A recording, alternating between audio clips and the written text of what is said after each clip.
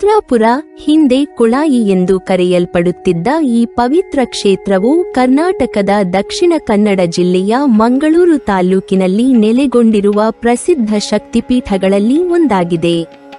ಪ್ರಕೃತಿಯ ಸೊಬಗು, ಐತಿಹಾಸಿಕ ಮಹತ್ವ, ಪುರಾಣ ಪ್ರಸಿದ್ಧಿ ಹಾಗೂ ಭಕ್ತರ ಅಚಲ ನಂಬಿಕೆಯಿಂದ ಈ ಕ್ಷೇತ್ರವು ವಿಶೇಷ ಸ್ಥಾನಮಾನವನ್ನು ಪಡೆದಿದೆ.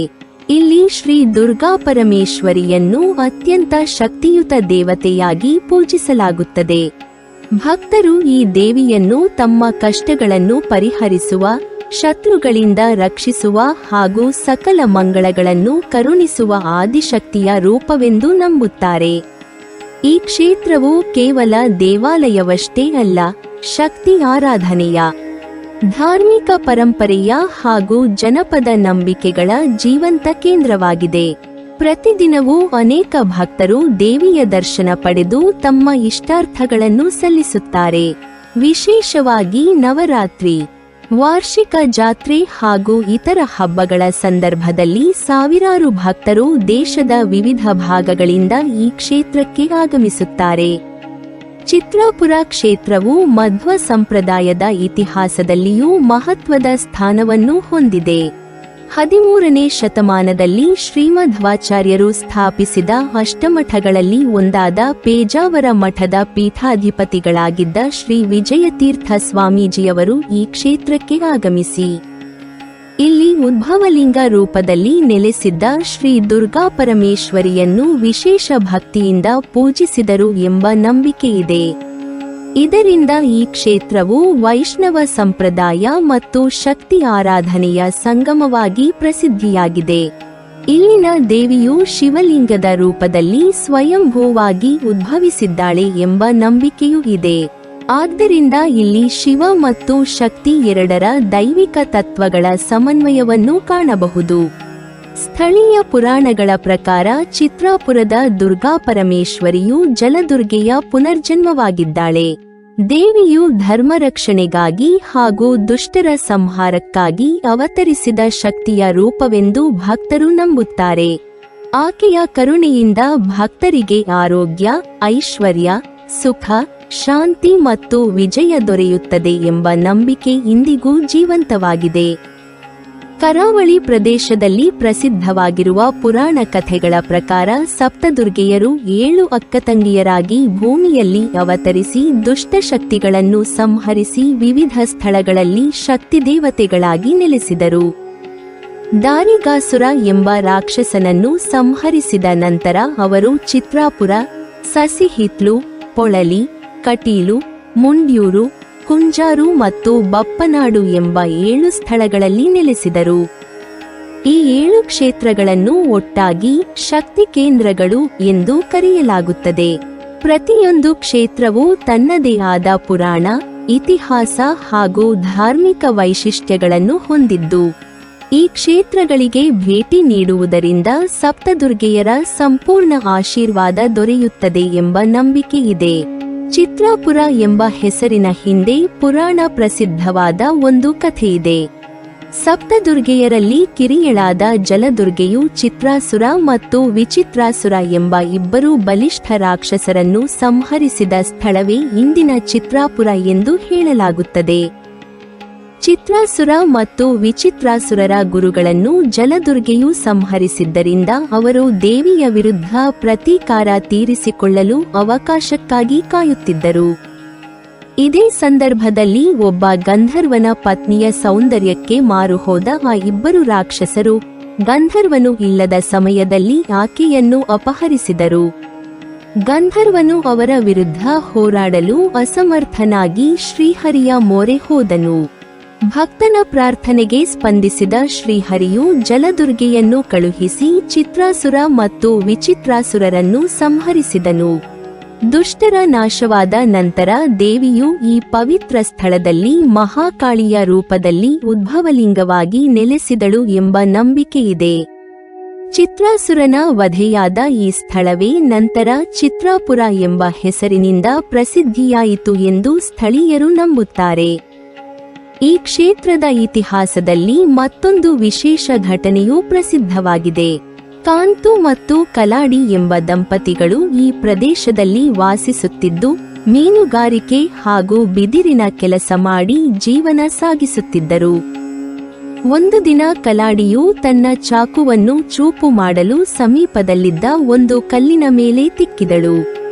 ಆದರೆ ಆ ಕಲ್ಲಿನಿಂದ ರಕ್ತ ಹರಿಯತೊಡಗಿತು. ಈ ಅದ್ಭುತ ದೃಶ್ಯವನ್ನು ಕಂಡು ಆಕೆ ಭಯಭೀತಳಾಗಿ ಗ್ರಾಮಸ್ಥರನ್ನು ಕರೆದಳು.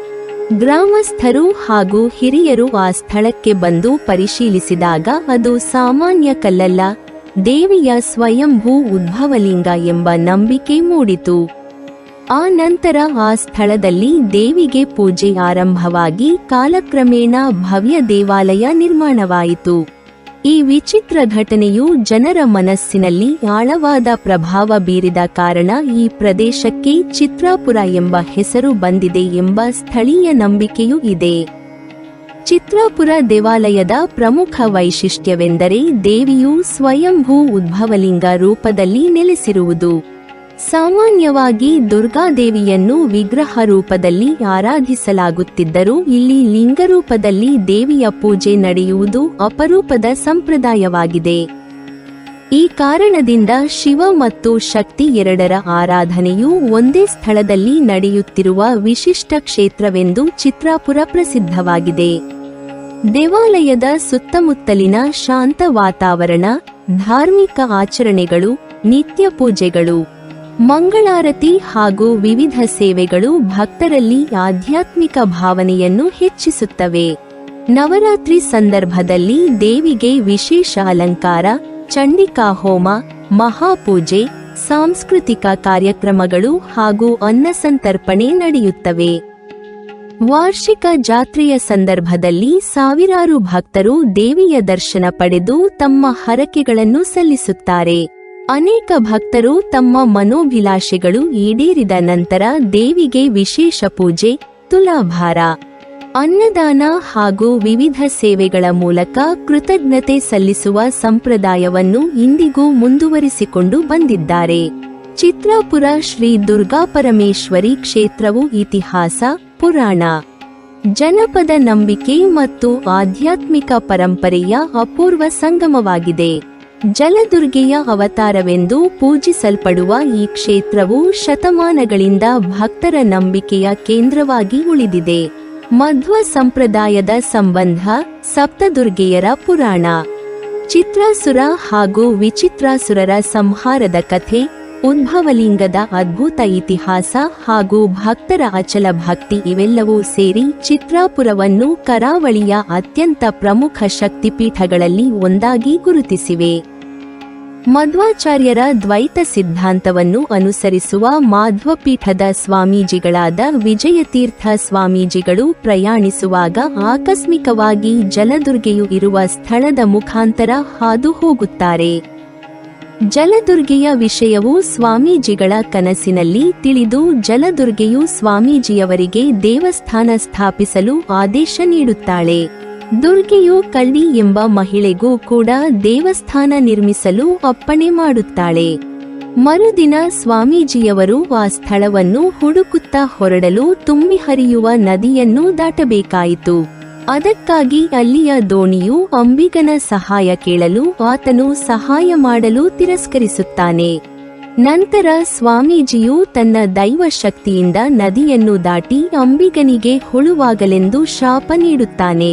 ಅಂಬಿಗನಿಗೆ ತನ್ನ ತಪ್ಪಿನ ಅರಿವಾಗಿ ಸ್ವಾಮೀಜಿಯಲ್ಲಿ ಕ್ಷಮೆಯಾಚಿಸುತ್ತಾನೆ ಮತ್ತು ಕರುಣೆ ತೋರಲು ಕೇಳಿಕೊಳ್ಳುತ್ತಾನೆ.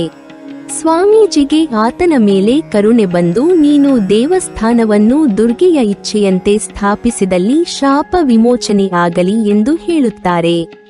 ಆದ್ದರಿಂದ ಈ ದೇವಸ್ಥಾನವನ್ನು ಪುಲುವಿನಾಲಯ ಎಂದು ಕರೆಯುತ್ತಾರೆ. ಸ್ವಾಮೀಜಿಯವರು ದುರ್ಗೆ ನೆಲೆಸಿರುವ ಸ್ಥಳವನ್ನು ಕಂಡು ಪೂಜೆಗಳು, ಆರತಿ, ಸೇವೆಗಳನ್ನು ಸ್ಥಳೀಯರ ಸಮಕ್ಷಮದಲ್ಲಿ ನೆರವೇರಿಸುತ್ತಾರೆ. ಸ್ಥಳೀಯ ಪಾಳೆಗಾರನು ದೇವಸ್ಥಾನದ ನಿರ್ಮಾಣಕ್ಕೆ ಸಹಕರಿಸಲು ನಿರಾಕರಿಸಿದ್ದರಿಂದ ಸ್ವಾಮೀಜಿಯವರು ವಿಜಯನಗರದ ರಾಜನಾದ ವೀರಪ್ರಧಿನ ಹರಿಹರರಾಯನ ಸಹಕಾರವನ್ನು ಕೋರಿದರು. ಅಂತೆಯೇ ಹರಿಹರರಾಯನು ಮಂಗಳಾಪುರಕ್ಕೆ ಆಗಮಿಸಿ ಸ್ಥಳೀಯ ಪಾಳೆಗಾರರಿಗೆ ದೇವಸ್ಥಾನದ ನಿರ್ಮಾಣಕ್ಕೆ ಸಹಾಯ ಮಾಡಲು ಆದೇಶಿಸಿದನು.